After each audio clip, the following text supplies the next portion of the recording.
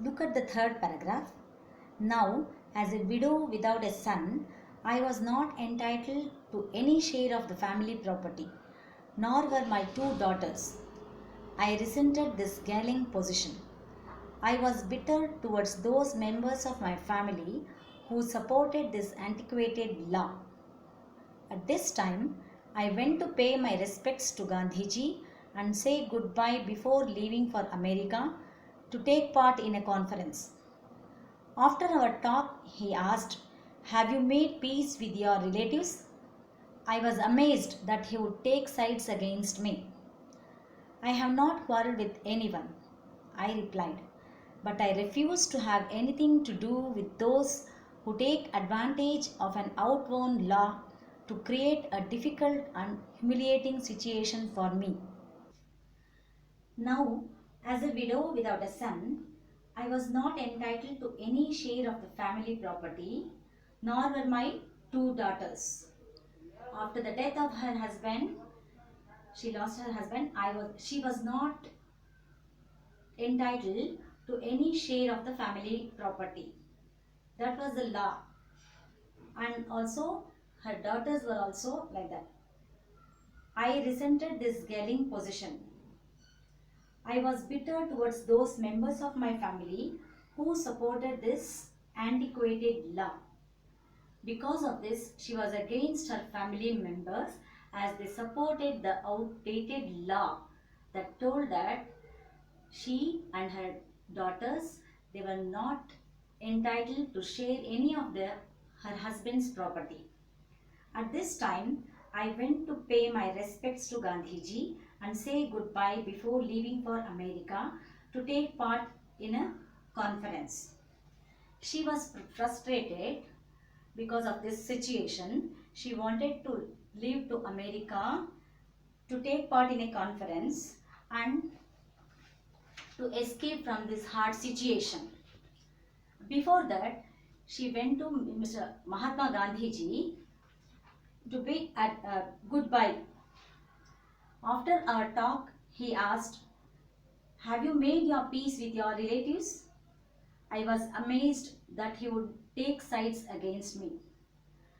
When Mahatma Gandhiji asked Vijay Lakshmi whether she had visited her family members before leaving, but then she was worried that he would be against her.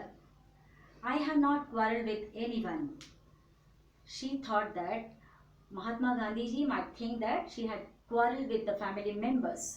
I replied, "But I refuse to have anything to do with those who take advantage of an outworn law to create a difficult and humiliating situation for me." When Mahatma Gandhiji asked her, she told that she refuses to go and meet her family members as they are against her, who had ignored her, and they had taken advantage of the law to create a difficult and humiliating situation for her. Again and again, man. And just a minute. No. I paused. Don't worry.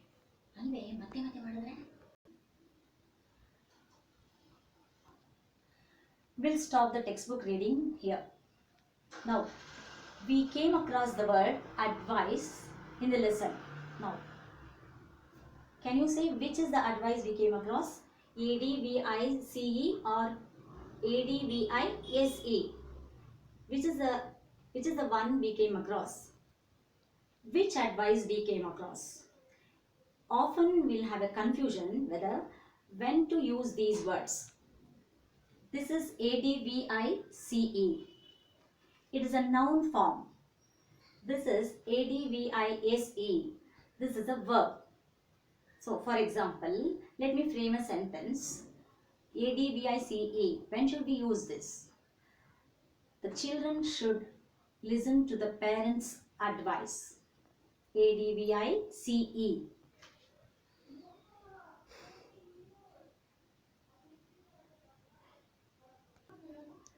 Advice. The parents advised the children to learn good habits.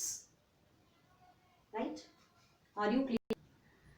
These are the difficult words we came across anguish, meaning severe mental or physical pain or suffering at a low ebb, being slow in spirit or at low level, humiliating, embarrassing, resent, feel bitter about, galling, annoying or irritating, antiquated, means outdated. Now, let us finish the lesson here. We'll continue in the next session. Thank you.